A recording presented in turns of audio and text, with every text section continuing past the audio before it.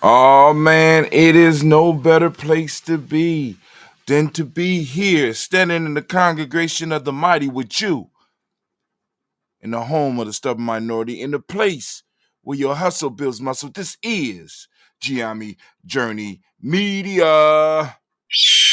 I'm your host, Brother Hot Tim. Of course, you know this is a Heart of Some production all day, every day, and we on our Thang podcast family, and this is discussing the week of Umoja. I know I was supposed to do it yesterday, but just couldn't get it out. But hey, you know it's a Heart of Some production. Simba, you better let them know something. You know we're gonna strive to blow up your old paradigms. All right, man. I'm still feeling a little something, and I'm still feeling a little bit of pain, but we're gonna have to get this one out. We're gonna get it out. But first, before we move on, family, we are in the week of Umoja, and I want to just say, I want to give all of the Umoja babies a round of applause. Word.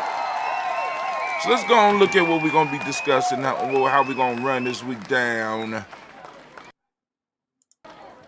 Simba, can I have some music, please? Or anime, I'm sorry. Anime, can I have some music, please? I mean, you don't have, I hope it will be sometime today. Thank you.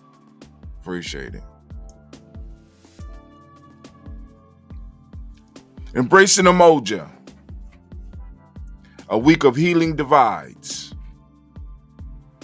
As we husher, I said husher. See, I'm trying to get my mouth together.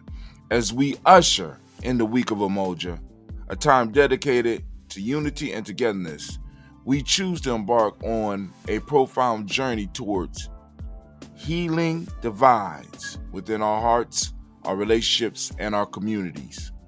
This week, we set our intentions on bridging gaps and mending the fences that have, for too long, separated us from one another. In a world where conflict arises from differences, be they cultural, racial, political, or personal, the path to reconciliation can often seem obscured by the shadows of the past and past grievances. Yet it is through the courageous acts of confronting our past, understanding the roots of discord, and making conscious decisions to move forward in forgiveness that we light the way toward a future of unity. Consider the ongoing effort in post-conflict societies around the world, where people once divided by war are now joining hands and rebuilding and healing their nations. These are living testaments to the fact that unity is not born out of sameness, but one of the respect and acknowledgement of our differences and the mutual desire to work towards a common good. This week, we challenge every member of our community to take actionable steps towards mending the relationship or healing a personal rift. Practice effective communication that listens to understand, not to rebut. Embrace conflict resolution strategies that prioritize the relationship over being right. And perhaps most importantly, allow the spirit of forgiveness to release the chains of resentment that weigh heavy on the soul. Each day we will explore various aspects of reconciliation, from personal stories of forgiveness to educational sessions about community and healing methodologies. Through workshops, discussions, and communal activities, we will equip ourselves with tools necessary to be architects in unity in our own lives. Remember, the road to healing is a journey, not a destination. It requires patience, empathy, and an unwavering commitment to the collective pace and prosperity that Umoja represents. In the words of Mala Yasafazia, I hope I got that right, we will make peace and heal together. Let this week be the week where these words resonates in our action and our hearts, binding us in the spirit of Umoja. Join us as we heal, grow, and unite. You know where that brings us? Y'all know where that brings us. It's not the proverb of the day, but it is the proverb of the week. But hey, It's the proverb of the day. Gotta work with what you Proverb got. of the day. The proverb of the day. Hey, the proverb of the day. Work with what you got. Work with what you got. It's the proverb of the week. This is the proverb that will be guiding the week. Hold on.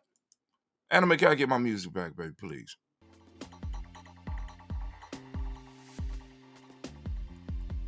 Proverb of the week. A house divided against itself cannot stand.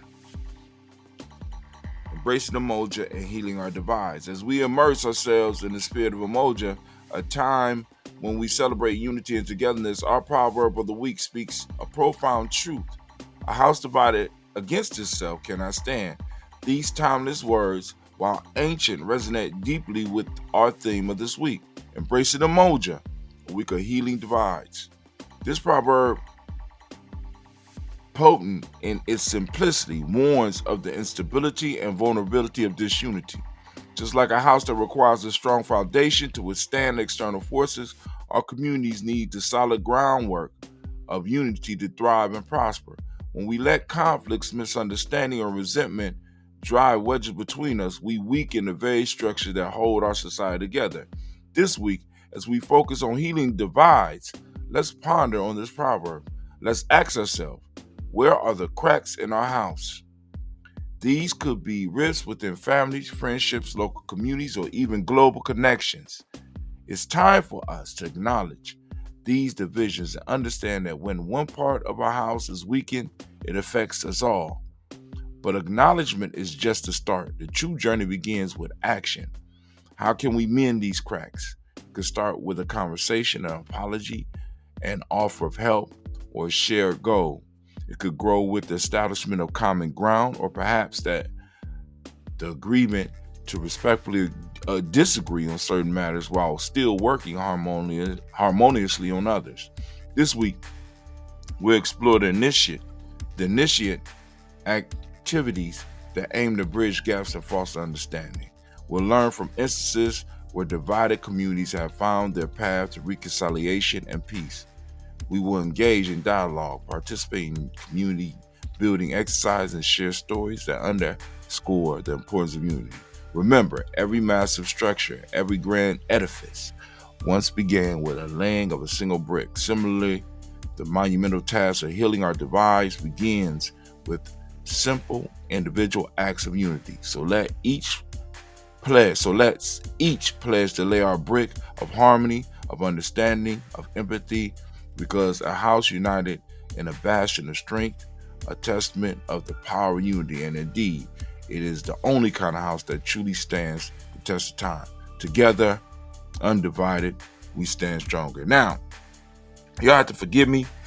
For some reason, I'm not feeling my mouth. Shit. Oh, excuse my language. But I'm just, all right. So the folktale of the week is the celestial harmony, why the sun and moon live in the sky. And this is a folktale from Nigeria. Of course, it'll be in the packet that'll be out next week. So if you want to get that knowledge, go on and sign up for our free GNJecourse.com or join us on Telegram. Let me throw that Telegram up there. You go over to Telegram. You catch last week's the little ebook that came out last week. Well, I called them little, but it's pretty thick, you know. But anyway, this is Brother Tim. I'm up and I'm out. I'm gonna try to put something together for 9 a.m. But like I said, my mouth is kind of tripping on me. All right, peace. I'm out.